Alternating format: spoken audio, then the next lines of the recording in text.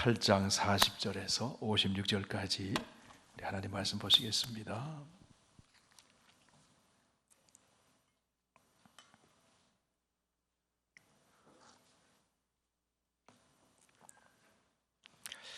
네, 신약성경 105쪽에 있습니다. 누가복음 8장 40절에서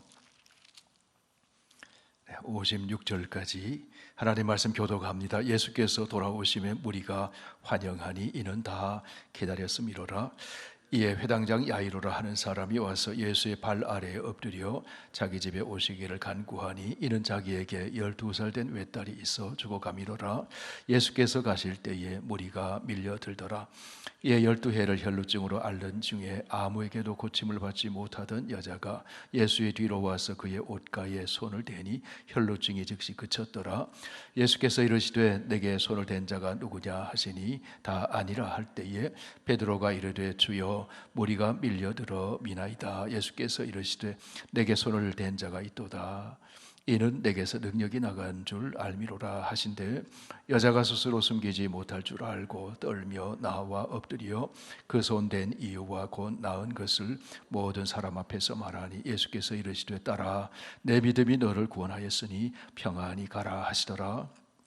아직 말씀하실 때에 회당장의 집에서 사람이 와서 말하되 당신의 딸이 죽었나이다. 선생님을 더 괴롭게 하지 마소서 하거늘 예수께서 들으시고 이르시되 두려워하지 말고 믿기만 하라. 그리하면 딸이 구원을 얻으리라 하시고 그 집에 이르러 베드로와 요한과 야고보와 아이의 부모 외에는 함께 들어가기를 허락하지 아니하시니라. 모든 사람이 아이를 위하여 울며 통곡하며 예수께서 이르시되 울지 말라. 죽은 것이 아니라 잔다 하시니 그들이 그 죽은 것을 아는 고로 비웃더라. 예수께서 아이의 손을 잡고 불러 이르시되 아이야 일어나라 하시니 그 영이 돌아와 아이가 곧 일어나거늘 예수께서 먹을 것을 주라 명하시니 함께 읽습니다.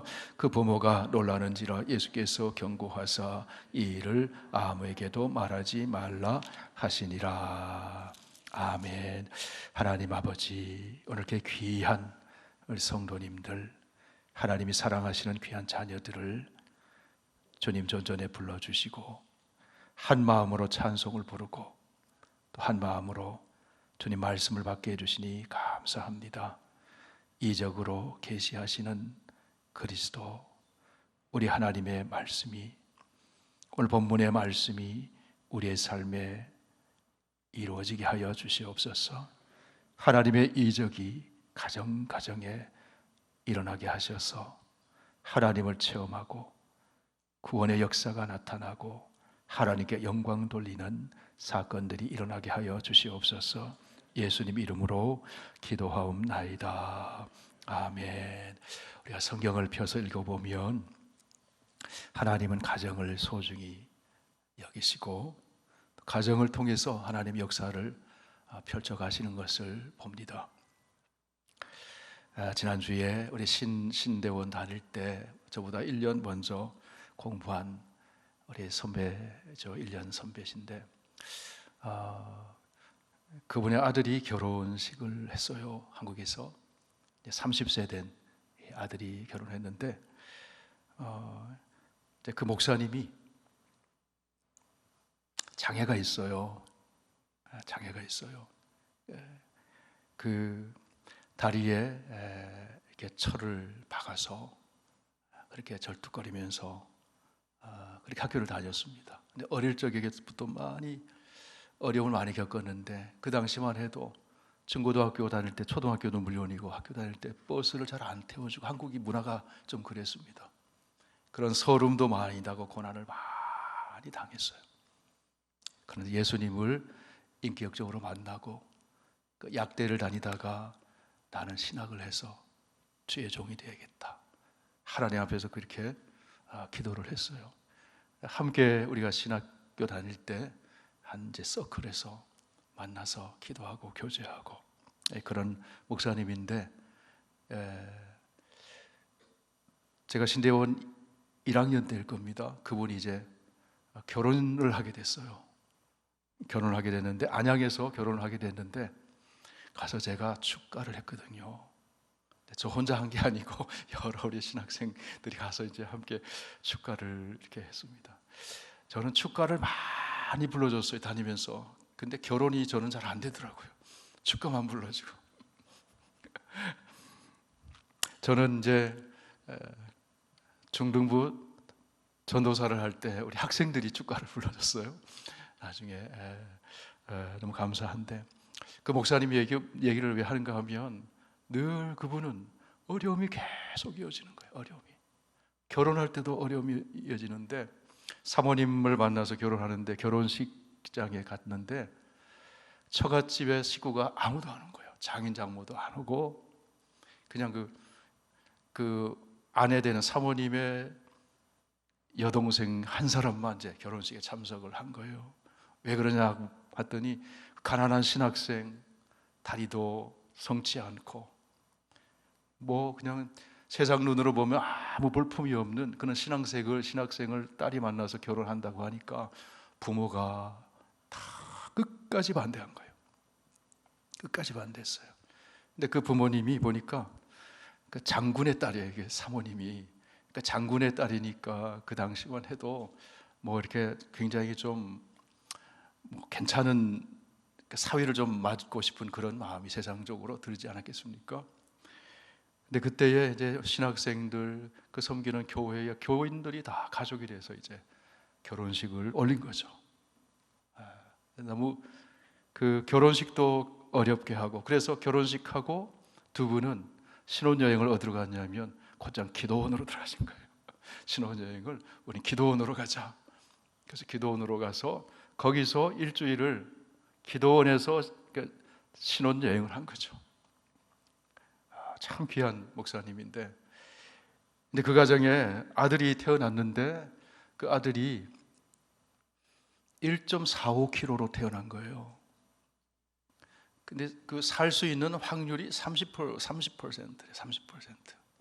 그 당시에 1.45kg, 결혼도 어렵게 했는데 아이들을 낳았는데 1.45kg인 거예요. 그러니까 얼마나 기도를 했습니까? 근데 하나님이 인큐베이터에서 몇 달 있다가 이제 아이가 이제 집으로 온 거예요. 그래서 아이가 커가면서도 조마조마한 거죠. 얘가 커서 잘 클 수 있는지, 정상적으로 클 수 있는지. 그 부모의 마음이 얼마나 마음이 졸이겠습니까? 그런데 그 아들이 커서 30살이 돼가지고 결혼식을 한 거예요. 결혼식을. 근데 결혼식을 하는데도 이 전세 사기를 당해가지고 이제 신혼집을 얻어야 되는데 전세 사기를 당해서 조마조마하고 또 기도하고 그래서 결혼식은 다 잡아놓고 살 집이 없는 거예요. 그런데 결혼식 한 2주 전에 하나님이 그것도 해결해 주신 거예요. 그러니까 이분의 얘기를 들으면 왜 이렇게 아슬아슬하게 평생을 30년이 아니라 그분은 지금 이제 한 60이 됐으니까 평생 그런데 결혼식을 올렸는데 우리 교회에 오셨던 세문안교회 은퇴하셨던 이수영 목사님이 그 신학교 은사니까 그 목사님이 이제 주례를 해주고 80이 되셨더라고요. 우리 교회 오셨을 때보다 연세가 더 높아지죠. 80이 되셨는데 주례를 했는데 그거를 이제 나누는 거예요. 동역자들에게. 최고의 주례사로 하나님이 축복해 주셨다고. 근데 그 아들이 4.5kg 태어난 아들이 이제 신학생이 된 거예요. 또 하나님의 종의 길, 주님의 종의 길을 가려고 그런 얘기를 들었습니다. 그러면서 참 부러운 게 있었어요. 왜냐하면 이분에게 3,000명의 기도 후원자가 있는 거예요. 일이 생길 때 이 결혼 모든 과정 속에 3,000명의 기도 후원자에게 다 SOS를 친 거예요. 그러니까 이 목사님을 그것을 메시지를 받은 3,000명은 어디서든지 다 기도한 거예요. 그렇게 기도하니까 하나님이 역사하신 거죠. 3,000명의 기도 후원자 얼마나 힘이 되겠어요. 하나님 역사하는 거죠. 여러분이 누군가의 기도 후원자가 되시길 축복합니다. 저도 빼지 마시고 기도 후원자가 되시길 바랍니다. 하나님 역사하실 줄 믿습니다. 다 가정의 이야기잖아요. 가정의 이야기, 자식의 이야기. 오늘 이야기는 가정의 문제, 자식의 문제잖아요. 근데 성경에 보면은 모든 가정은 단 한 가정도 빠짐없이 다 문제가 있습니다. 왜 그렇습니까? 아담의 가정부터가 문제가 생겼잖아요. 부부의 갈등이 생겼어요. 하나님 떠나니까 죄를 짓고, 그래서 부부의 갈등이 생기고 형제지간의 시기와 미움이 다툼이 생기고, 드디어는 형제가 아우를 죽였잖아요. 누가요? 가인이 죽였잖아요. 가정의 문제. 아브라함의 가정도 문제가 있잖아요. 아브라함의 가정에도 문제가 생겼잖아요. 이삭이 나기 전에 이스마엘이 태어나서 그 가정이 얼마나 문제가 많았습니까? 야곱의 가정은 얼마나 문제가 많습니까? 12아들이 태어나고 딸 디나가 있는데 그냥 바람잘 날이 없어요. 믿음의 가정이에요. 정말 하나님이 선택하시고 사랑하시는 귀한 가정이에요. 그런데 문제 투성이에요. 한나의 가정 얼마나 문제가 있었습니까? 한나가 눈물로 기도하잖아요. 다윗의 가정, 믿음의 하나의 표준이라고 성경에서 소개하고 있는 다윗의 가정이 가정의 문제가 얼마나 많습니까? 자식들이 서로 죽여요. 서로 왕 차지하려고 하고, 자식에 의해서 쫓겨나기도 하고, 아버지가. 마음속으로 손 한번 들어보세요. 다윗의 가정보다 문제가 많은 가정 손 한번 들어보세요. 다윗의 가정 따라갈 만한 가정이 없을 것 같아. 다 문제가 있다. 모든 가정은 문제가 있습니다. 우리 가정에만 문제 있는 것 같지만 다른 가정도 다 문제가 있어요. 다 문제가 있어요. 이 문제를 통해서 겸손해지고, 문제를 통해서 하나님 앞에 나가고, 그래서 하나님 만나고 하나님의 은혜를 받고 하나님의 역사에 쓰임받는 그런 가정들, 그게 성경의 이야기더라고요. 그러므로 우리는 문제를 바라볼 때 그걸 바라보면서 절망할 것이 아니고, 낙심할 것이 아니고, 왜 나만 그러냐 그럴 것이 아니고, 속에 털어놓지 못하는 이야기를 가진 가정들이 다 있잖아요. 다 있잖아요. 문제를 통해서 하나님이 어떤 일을 행하실까? 하나님이 어떤 은혜를 베풀어 주실까? 그런 시선으로 바라보시기를 축복합니다. 오늘 야이로라는 사람이 등장하잖아요. 회당장이에요. 회당장은 당시 회당의 건물이나 기구들을, 회당을 전체를 관리하고 감독하고, 회당에서 토라를, 하나님 말씀을 안식일마다 낭독을 하죠. 그리고 그 토라를 그 다음에 누가 이 읽은 말씀을 풀어달라고 얘기하기도 하고, 설교자를 선택하기도 하고, 예배를 인도하기도 하고. 그 회당장은 경제적으로도 부유해요. 그리고 그 공동체에서, 사회에서 존경받는 사람이에요. 지도층 인사인 바리새인과 대제사장들과도 가까운 사람이에요. 그럼 바리새인과 대제사장은 예수님과 가까웠습니까? 안 가까웠습니까? 안 가까웠잖아요. 예수님을 비난하고 예수님을 십자가에 못 박은 사람들이 그 사람들이잖아요.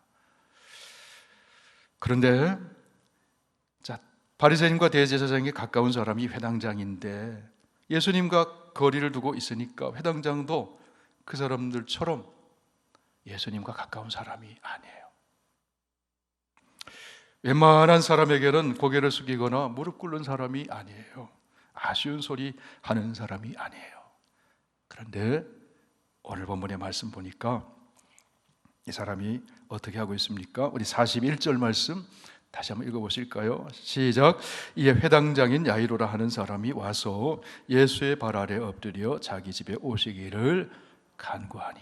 이 사람이 예수님의 발 아래 엎드려서 간구해요.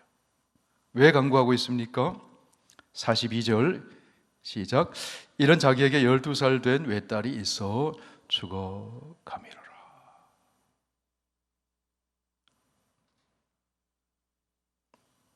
12살 된 외동딸. 눈에 넣어도 안 아플 만큼 예쁘고 귀엽고 사랑스럽고 얼마나 귀한 딸입니까? 그런데 감기에 걸린 게 아니라 죽을 병에 걸렸는데, 자식 문제. 이 불행한 일이 이 사람을 예수님 아래, 예수님 앞에 나오게 했다는 거예요. 거기서부터 은혜가 시작되고 있다는 사실입니다. 자식은 하나님 주신 선물이잖아요. 기쁨을 주기도 하고 아픔을 주기도 하고. 여러분, 평생 왼수가 누굽니까? 가정마다 좀 다르죠. 평생 왼수가 남편이기도 하고 또 자식이기도 하고. 이 왼수. 근데 그 왼수를 위해 기도 안 할 수가 없잖아요. 그죠? 여러분, 평생 기도 제목이 누굽니까? 자식이잖아요. 그런데요, 평생 기도 제목이 자식이기 때문에, 자식이기 때문에 하나님께 내가 가까이 나가는 거예요. 할렐루야. 주께 가까이 하는 것이 복이잖아요. 한국의 과학기술부 장관하셨던 정근모 박사라는 분이 계시잖아요. 정근모 장로님. 최고의 똑똑하신 분, 아주 도덕적인 분, 아주 예의가 바른 분, 교회도 나가시는 분. 그 아내가 보니까 남편이 거듭난 크리스찬이 아닌 거예요. 근데 이분이 나중에 거듭나고 장로님이 돼서 주의 이름으로 복음 전하고 많은 사람들에게 주님을 증거하잖아요. 그런데 그분의 아들이 아프니까 그냥 하나님 앞에 엎드릴 밖에 없는 거예요. 하나님 앞에 간절하게 하나님 앞에 나가니까 그때 진짜 거듭난 거예요. 정말 예수님 만나고 삶이 새로워지고. 저를 따라 한번 고백하실 거예요. 자식은 하나님의 선물입니다. 자식은 하나님의 축복입니다. 왜요? 평생 기도해야 되니까. 할렐루야. 기도를 하나님께서는 기억하시는 줄 믿습니다. 들어주세요. 야이로의 어린 딸이, 외동딸이 죽어가고 있어요. 가정의 불행입니다. 그런데 그것이 예수님께 나에게 가까이 하게 했다. 자, 오늘 누가복음 말씀은 그냥 예수의 발 아래 엎드려 자기 집에 오기를 구했다 이렇게 하지만, 같은 내용을 기록해 놓고 있는 마가복음에 보면 이렇게 되어 있어요. 간곡히 구하여 이르되 내 어린 딸이 죽게 되었사오니 오셔서 그 위에 손을 얹으사 그로 구원을 받아 살게 하소서. 유일한 희망이 예수님이라는 거죠. 예수님이 우리 집에 오시면, 예수님이 오셔서 손을 얹으시면 치유될 수 있습니다. 살아날 수 있습니다. 예수님이 내 마지막 희망줄입니다. 그 예수님 앞에 나온 거예요. 세상의 희망의 줄이 다 끊어져도 예수님은 우리의 희망이 되시는 줄 믿습니다.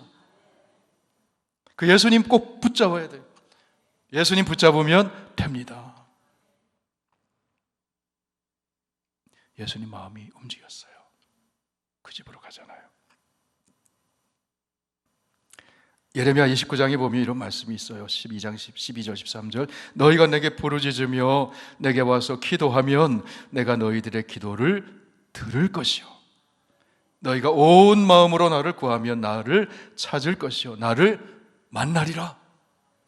야이로가 간절히 기도했어요. 선생님, 주님, 우리 집에 좀 꼭 와주세요. 우리 딸에게 손을 얹어서 낫게 해주세요. 오시려면 오시고 말려면 말, 그게 아니고요. 꼭 오셔야 됩니다. 도와주세요. 그렇게 기도했다는 거예요.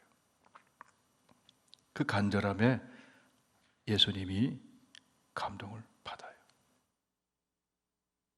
집으로 가는 중에 어떤 일이 있었습니까? 가는 도중에 12해를 혈루증을 앓는 한 여인이 예수님 옷에 손을 대면 나을 것으로 생각하고 옷자락을 잡잖아요. 그러자 혈루 근원이 마릅니다. 예수님, 누가 내 옷에 손 댔느냐? 베드로가 이렇게 많은 사람이 떠밀고 있는데, 이렇게 많은 사람이 예수님 옷에 손 댔는데 무슨 누가 됐냐고 물으십니까? 아니다, 분명히 된 사람이 있다. 뭐예요? 옷자락에 손을 대면 나을 줄로 믿고 된 사람이 있다는 거예요. 예수 능력이 나갔다는 거예요. 48절 말씀을 보니까 예수께서 이르시되 딸아 내 믿음이 너를 구원하였으니 평안히 가라. 이 여인이 치유됐습니다. 그런데 회당장 야이로는 마음이 급해요. 빨리 우리 집에 오셔야 되는데 아이는 지금 숨을 헐떡이고 있는데 빨리 오셔야 되는데,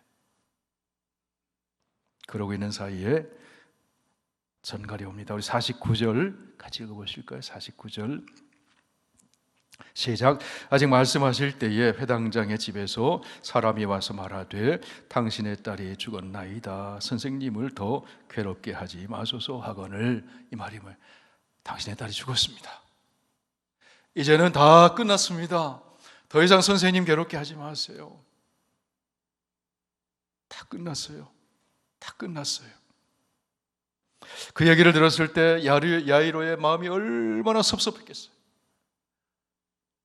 그 여인에게 지체하지만 않고 집으로 왔다면, 우리 아이가 예수님을 만날 수 있었다면 나을 수 있었을 텐데 중간에 지체하기 때문에, 시간을 늦췄기 때문에 죽었다고 생각할 수 있지 않겠어요? 이 여인은 응답받았어요. 이 여인은. 그런데 야이로의 딸은 죽었어요. 주님, 저 사람 기도는 응답하시면서 제 기도는 왜 빨리 안 들어주세요? 그런 마음 들 때가 혹시 있으세요? 주님은 주님의 때에 일하십니다. 예수님 뭐라고 말씀하세요? 50절 말씀 함께 읽습니다. 시작. 예수께서 들으시고 이르시되 두려워하지 말고 믿기만 하라. 그리하면 딸이 구원을 얻으리라. 믿기만 해라. 두려워하지 말고 믿기만 해라. 그리고 사람들은 포기했어요. 끝났습니다. 이제 예수님 괴롭히지 마세요. 힘들게 하지 마세요 했는데 예수님은 포기하지 않으셨습니다. 함께 가셨죠.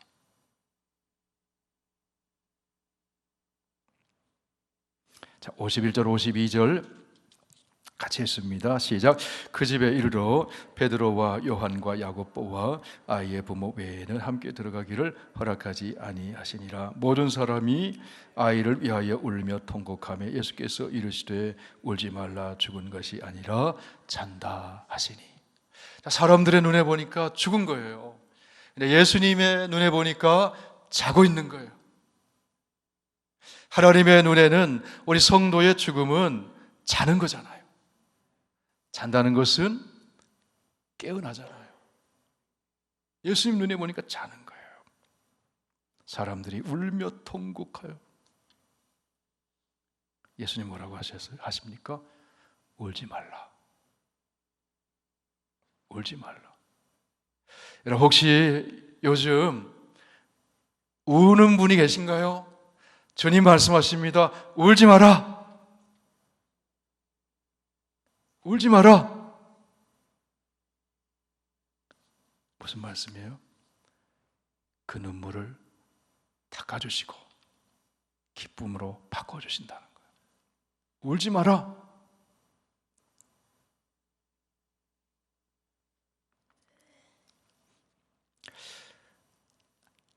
우리 주님은 그때그때 역사하는 방법이 다를 때가 있어요. 야이로에게는 믿음을 더 키워주시는 거예요. 믿음을 더 키워주시는 거예요. 야이로의 생각에는 살아있을 때 오시면 나을 수 있겠다 생각했지만 우리 예수님은 살아있으나 죽었으나 똑같아요. 주님의 뜻이면, 주님이 역사하시면 죽은 자도 살아나는 것이죠.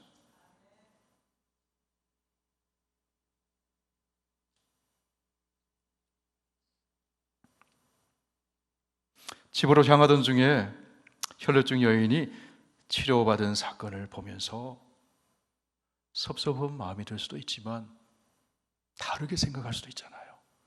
저 여인이 치료받았네. 우리 아이도 살 수 있겠네. 그럴 수 있잖아요. 두려워하지 말고 믿기만 해라. 그리하면 딸이 구원을 얻으리라. 할렐루야, 할렐루야.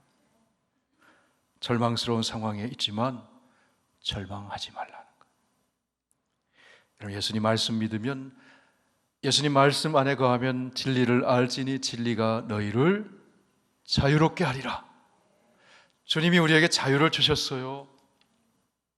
그런데 그때부터 예수 믿는 사람은 자유를 박탈당하는 게 있습니다. 어떤 자유를 박탈당하는가 하면 절망할 자유를 박탈당해요. 언제나 소망, 언제나 희망, 절망할 자유는 없다는 거예요. 예수님 안에서 믿으시면 아멘 하세요. 인간의 끝은 예수님에게는 새로운 시작이라는, 성경을 통해서 우리는 그것을 믿게 돼요. 그것을 가르쳐 주세요. 십자가의 죽음을 넘어서는 부활의 희망을 바라보면서 한 유명한 신학자가 이런 얘기를 했습니다. 숨을 쉬고 있는 한 나는 희망한다. 왜요? 십자가는 절망의 자리잖아요. 완전히 죽은 절망의 자리잖아요. 그런데 부활이 있다는 거잖아요. 부활의 능력, 주님의 부활을 우리가 믿을 때 우리는 언제나 희망이 있다는 거예요. 언제나 희망이 있다는 거죠. 우리 시편 42편 11절 말씀 한번 찾아보시겠습니다. 시편 42편 11절.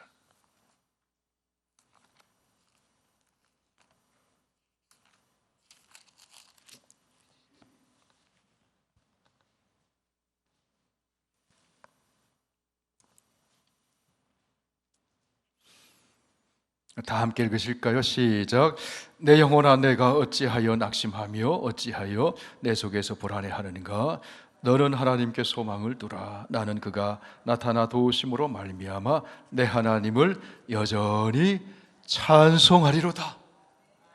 여러분, 우리가 우리의 영혼에게 선포하고 명령하면서 이 시편의 기자처럼 내 영혼아 어찌하여 낙심하며 어찌하여 내 속에서 불안해하는가? 너는 하나님께 소망을 두라. 너는 예수님께 소망을 두라. 그가 나타나 도와주실 거라. 그래서 나는 여전히 찬송하리로다. 우리 예수님은 부활이요 생명이에요. 나를 믿는 자는 죽어도 살겠고 살아서 나를 믿는 자는 영원히 죽지 아니하리니 이것을 내가 믿느냐? 아멘. 믿습니다. 인간의 능력에는 한계가 있지만 예수님에는 능력에는 한계가 없어요. 한계가 없어요. 자, 우리 예수님이 어떻게 하셨습니까? 자, 52절 다시 읽습니다. 52절에서 55절까지 다 함께 읽습니다. 시작. 모든 사람이 아이를 위하여 울며 통곡하며 예수께서 이르시되 울지 말라, 죽은 것이 아니라 잔다 하시니 그들이 그 죽은 것을 아는 고로 비웃더라. 예수께서 아이의 손을 잡고 불러 이르시되 아이야 일어나라 하시니 그 영이 55절 그 영이 돌아와 아이가 곧 일어나거늘 예수께서 먹을 것을 주라 명하시니 아이야 일어나라. 그래서 예수님 어떻게 하셨어요? 아이의 손을 잡았어요. 당시 유대의 율법에 의하면 이 야이로의 딸은 죽었잖아요. 죽은 사람에게 시체에 손을 대면 부정하게 되잖아요. 그런데 예수님이 죽은 아이에게 손을 댔었어요. 그런데 예수님이 부정하게 된 것이 아니라 예수님의 생명이 그 아이에게 들어간 거죠. 예수님의 거룩하심이 그 아이를 살린 거죠. 예수님이 만지시면 거룩하게 되는 줄 믿습니다. 예수님이 만지시면 예수님의 생명이 우리에게 들어오는 거예요. 손을 잡고 불렀다는 거죠. 아이야, 일어나라. 달리다 쿰. 달리다 쿰. 이 말은요, 가족 간에 썼던 일상적인 말이에요. 아침이 되면 아이야, 일어나라. 어떤 아이를? 자는 아이를. 준영아, 일어나라. 밥 먹자. 학교 가자. 그 일상적인 얘기예요. 아이야, 일어나라. 얘야, 일어나라. 잠을 깨우는 거예요. 예수님 보시기에는 자는 거잖아요. 잠을 깨우는 거예요.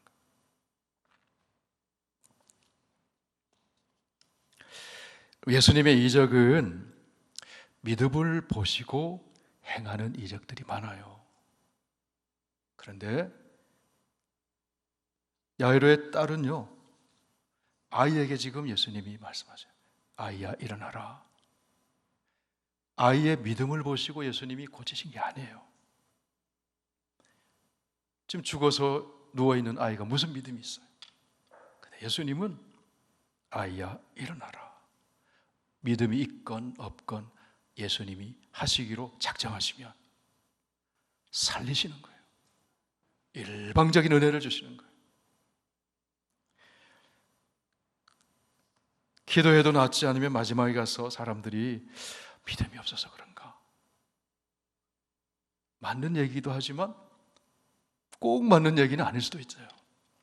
우리 예수님은 내 믿음 때문에 치유하시고 내 믿음 때문에 살리시는 분이 꼭 그런 건 아니라는 거예요.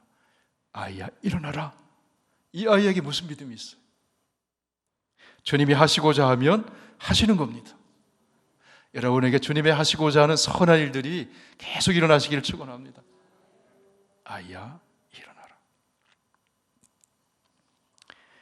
오늘 예수님이 하신 말씀처럼 예수님께서 특별히 여러분 가정의 자녀들을 손을 잡아 주시기를 축원합니다.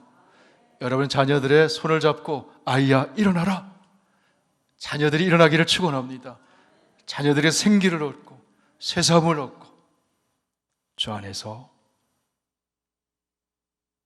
주님의 은혜 가운데 살아가시길 축원합니다.